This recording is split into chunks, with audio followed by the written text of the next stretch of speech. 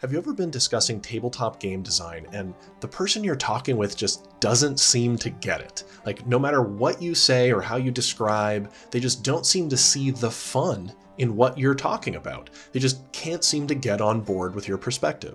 And the reason for this disagreement, the reason you're not seeing eye to eye, isn't because the other person is stupid or something. It's because the two of you are operating under different design ideologies. Hi, I'm Peter, creator and lead designer of Tales from Elsewhere, and today's video we're going to be talking about the two main ideological camps in tabletop game design and the spectrum that binds them together. Because I think that when people understand their own perspectives and their own ideologies better, it can help them communicate with others about the strengths and weaknesses of those types of games. And every week on this YouTube channel, we release a new video about game design philosophy, looking into different ideologies and structures and ways of making your games. The channel also acts as a dev blog for the creation of the first Tales from Elsewhere game, Clockworld, which is a post-apocalyptic Weird West setting that is super cool and has a Kickstarter sign-up page that's live right now. There'll be a link below to take a look at that. And now we're going to be going into today's lesson in a little bit of a different format than we normally do, and let me know at the end of the video if you felt that this format was helpful. I've been asked by many people what is my process for analysis and how I think through my ideas before making a video. So instead of just talking to the camera here, I'm actually going to pseudo-live go through how I thought through today's video and demonstrate how I do this. So let's dive into game design ideologies.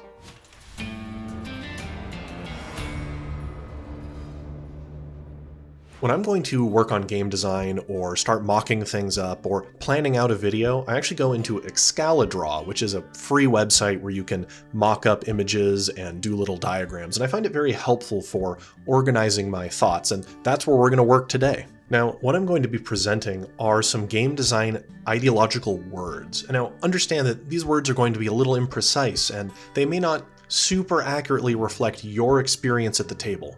But today, we're really going to just be looking at the impressions these things give and the broad categories. So don't sweat it too much if I put a word not exactly where you'd like it on this diagram, or if there's some nuance about a particular game I cite that doesn't quite match up.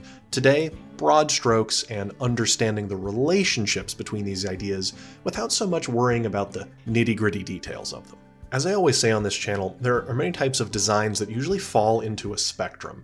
So let's start visualizing what this spectrum would be. So what most people think about as the two branches, the two ideologies, would be rules light versus rules heavy. So on one end, you'd have rules heavy design, and on the other, you'd have rules light. Seems pretty simple. You have very crunchy games versus ones that are more narrative, maybe is the term you've heard. But a game that has a lot of rules could also be one that you can do narrative stories in. These aren't necessarily mutually exclusive. But let's start tying some terms here to each end of this spectrum to notice a pattern in these ideologies and how they oppose one another. So the weight of the rules is one metric. We can also talk about how implicit or explicit the rules are. So a game with very explicit rules is one where they drill down into the details of exactly what that mechanic does. An example of this would be what a spell does in 5th edition Dungeons & Dragons is pretty darn explicit. The magic missile spells tells you exactly what it does, who it targets, how far away it targets them, and how much damage it deals, and even what you can target. Like, you can't magic missile a lock because it's not a creature. This only unerringly hits creatures. So that's very explicit rules. That's juxtaposed with implicit rules, ones where there's leaving a lot of open interpretation for you to think about and adjudicate in that moment. These are ones that tend to leave open-ended mechanical questions like, you can conjure an orb of acid in your hand, and then it just ends the sentence there.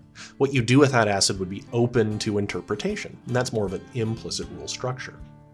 And we're starting to see patterns as this develops. That naturally segues into the amount of adjudication the system needs. So explicit rules require low adjudication. The GM and the players don't necessarily need to debate how the system works if the rules are very explicit. They're very concrete, it leaves less wriggle room, and there's No need for what some people call the mother may I approach to gameplay, where you have to keep asking the GM what you can and can't do. The game simply runs on its own. That's juxtaposed against the high adjudication structure that's on this side of the spectrum. High adjudication games are ones where the players and the GM often have to discuss how something would work, and that's not a bad thing. It leaves things open-ended, but that open-endedness does mean that you'll have to talk through it at the table and determine how you'd like your table to handle that process. And now, that adjudication is related to the other concept that you'll see thrown out on this spectrum that is called high trust versus low trust gameplay. So, low trust games, it's not a negative thing. It doesn't mean you don't trust the people at the table. But it means that because there's so little adjudication needed and the rules are so explicit, there doesn't need to be a mutual understanding about how the game works and how you will go about adjudicating it. The game is just built to be run without ambiguity. This means that it doesn't require as much buy-in from the players and the GM to get the game going. These low-trust games make it really easy to sit down with strangers at a convention and just play a game, because you don't need to worry about what sort of table culture you may have that would relate to the adjudication. Not to say that you still don't need to worry about table culture at cons, but games that don't require as much trust don't have as much trouble as ones that do. So a high trust on the other side, again, high trust and low trust aren't negative or positive terms, but a high trust game is one where that open-endedness on either the player's side or the GM side requires that everybody buy in together on the vibe you're going to have to really trust the adjudication and the process to move forward without having to reference rules as your fallback. Now, high trust games can work really well within homogenous communities or with your friends who you've been playing games with every, Friday night for years, let's say, because you all have a built-in rapport and dialogue that will allow you to work through any conflict or difference of opinion within the rules much easier. And you'll see this often described as rulings versus rules. So the rules-heavy approach, you have the rules that is the main gameplay function, and on the rules-light approach, it's more that it's rulings. That's the other term you'll see for this high or low adjudication that people like to cite. Now, they'll often cite this, I think, to cast a negative light on the rules side of gameplay, like the ruling side is superior. But again, we're not here to judge either of these sides. Both of these are completely legitimate modes of play. And when I start showing you the examples of games that fall into each, you'll see that there's wildly successful games in both ends of this spectrum. It's not like one is wrong.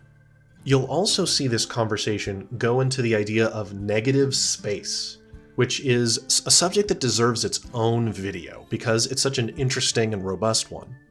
Negative spaces in game design, or sometimes called fruitful voids, are the idea that you've intentionally left things open in your game so that the players at the table can come together and add that spice that only they could create in that moment together at the table, rather than having the game tell them how to feel or how to act. Negative spaces can be very challenging to do correctly because a negative space could just be the game designer leaving out an important aspect of gameplay and expecting the table to fill it in for them. But they can also be very fruitful, where the players and the GM feel like the gameplay experience has been enriched because the game wasn't too explicit on a certain subject. And that's juxtaposed against games with robust coverage, where how everything works is very spelled out in pretty much every single way you could imagine, right? It covers so much of what could happen, it leaves nothing in that negative space. And one of the best ways I've heard the selling point of a negative space described was by my new friend, Dr. Ben, over at RPG PhD, and he described this side of the spectrum as that negative spaces invite participation. That this end of this spectrum is a great way to invite the people at the table to contribute to the game, contribute to how it will work and the story you'll tell in a very substantive way. But on the other hand, to quote myself here, something I've said it cheekily before, sometimes I just want to play the game not make the game. Because sometimes I'm not in the mood to tell the whole story myself. I'm just a player who wants to sit down and throw some fireballs at some zombies. And now we get to one of the more controversial dichotomies on this chart, and that is combat as sport versus combat as war. And you'll find great videos talking about the virtues of combat as war and how much more fun that can be. And I don't disagree with that. I actually prefer combat as war overall, but I do see the value in combat as sport. So what are these two aspects? Combat as sport is where the game assumes a balanced encounter. It's a game. You're here to fight some monsters using a challenge rating calculator to make sure that it would be balanced based on your character, the party's power. And the assumption is that it will be difficult, but that the players are meant to win.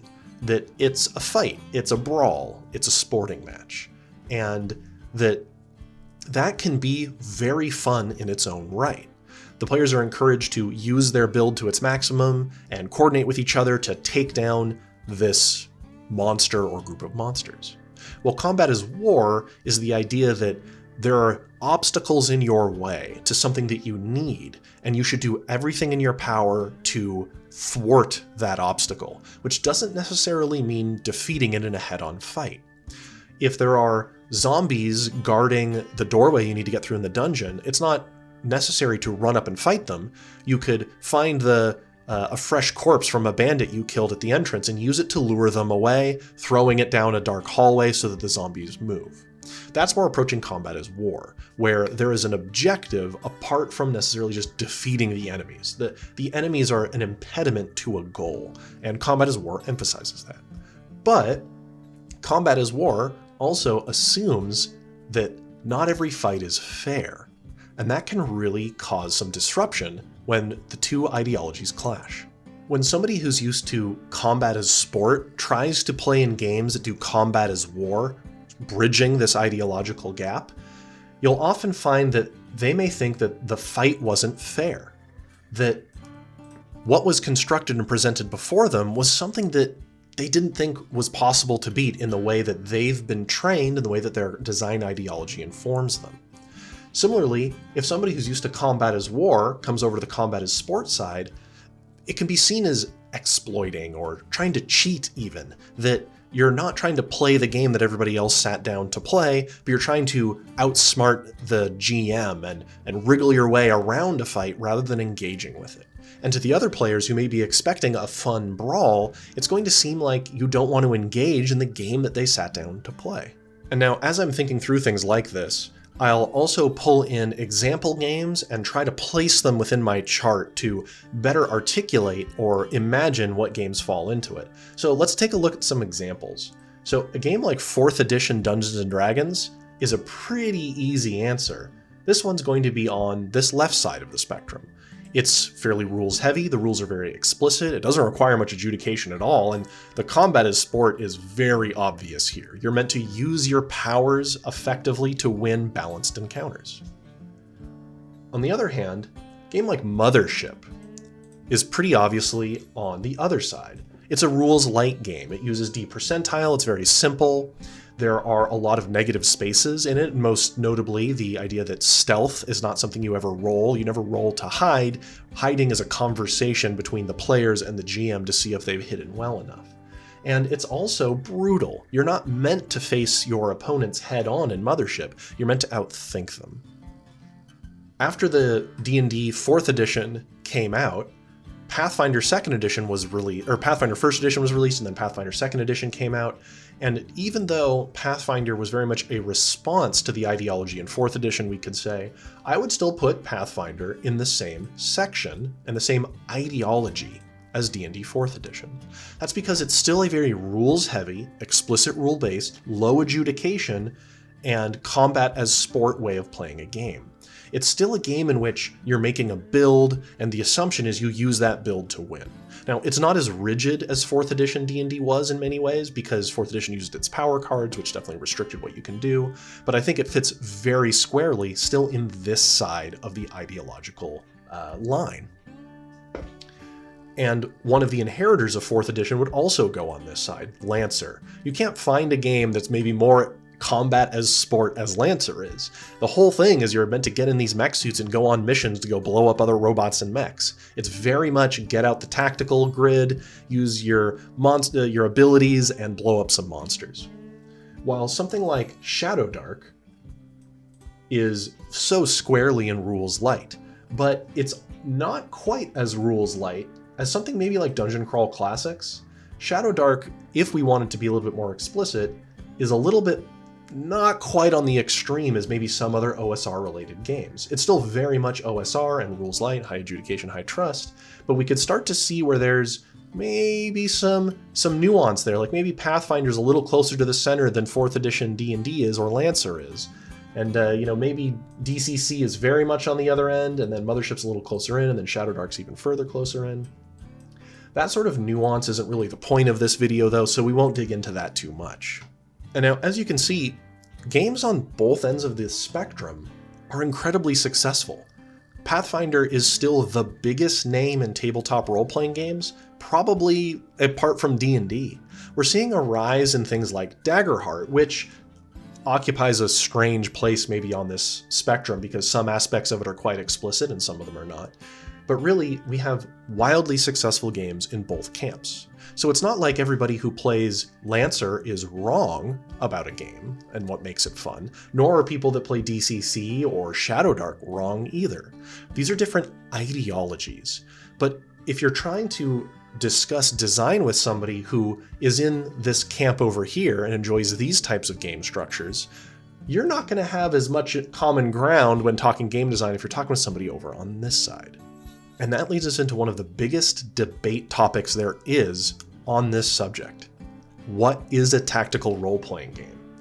This question has caused many a debate online. Which side gets this label of tactical? We have lots of grid-based gameplay over here on Combat as Sport, where you'll get out your miniatures and set up cool tactical battles, and it's all about positioning and ability usage and teamwork. And on the other side over here, you'll have gameplay that is only limited by the shared imagination of the players, where what's tactically possible is not constrained by what's on your power card in 4th edition, but only by your imagination and clever use of your abilities, where the tactical options are endless because you don't constrain yourself to a more explicit set of rules. Now, is one right and is one wrong? Well, I don't think either's right or wrong. I believe that both of them are using the term tactical in different contexts. And this is because the way that we talk about our games and what's fun or evocative or engaging for the players that we're making a game for changes based on which side of this ideological schism we have. And you'll find that almost every debate that gets heated online about game design probably is just because the two people are in separate camps or different ends of this spectrum.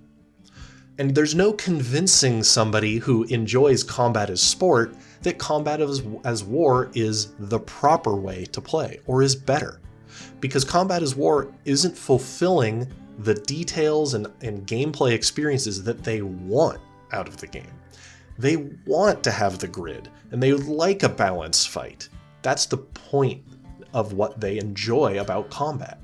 Well, with combat as war, if you tell them that the proper way to play is to only play what's on your character sheet and to only use your abilities and to think in a grid rather than out here in the imagined space, well, they're going to feel so constrained by it. You're not going to convince them that your way is better either. And simply by visualizing these two camps and thinking through them, this is how I came up with this idea for a video at all. This is how I thought through it myself when I was trying to figure out what my own ideologies were and trying to codify them and understand them better. Because I can get frustrated talking to folks when I don't understand their ideology as much. Like the feedback they're giving me doesn't seem to cohere with what I understand about game design. Then I realize it's because, well, they are approaching game design from one of these different ideologies.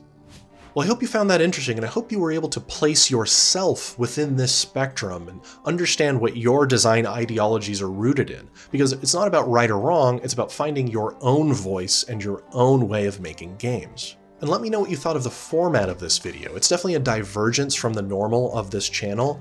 I wanted to experiment with more of an open-ended lecture format, because in the end, I just want to make a video that articulates the point in the best way possible to you, the viewer. And if you did enjoy this, as always, try to do the normal YouTube pleasantries of liking, subscribing, maybe sharing. And if you'd like to get more information about Tales from Elsewhere, there is a Patreon page you can go check out and a Kickstarter sign-up page for our upcoming book. Well, that's all from me for today, and I hope to see you here next week on Tales from Elsewhere.